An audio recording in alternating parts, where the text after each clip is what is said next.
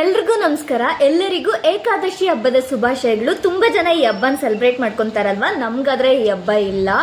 ಇನ್ನು ಸಂಡೇ ಹೆಂಗೆ ಎಂಜಾಯ್ ಮಾಡ್ತಾ ಇದ್ದೀರಾ? ನಂಗಾದರೆ ಸಂಡೇನೇ ಇನ್ನೂ ಜಾಸ್ತಿ ವರ್ಕ್ಸ್ ಇರುತ್ತೆ. ವೆನೆಲಾಸ್ ಫ್ಯಾಮಿಲಿ ಫುಡ್ಸ್ಗೆಲ್ಲ ಪ್ರಿಪ್ರೇಷನ್ ಮಾಡ್ಕೊಳೋದು ಎಲ್ಲ. ಸ್ಯಾಟರ್ಡೇ ಸಂಡೇ ಬಂದಿರೋ ಆರ್ಡರ್ಸ್ ಎಲ್ಲ ಮಂಡೇನೇ ಡಿಸ್ಪ್ಯಾಚ್ ಮಾಡ್ತೀವಿ. ಅದಕ್ಕೆ 2 days ವರ್ಕ್ಸ್ ಆದರೆ ಸಂಡೇ ಇರುತ್ತೆ.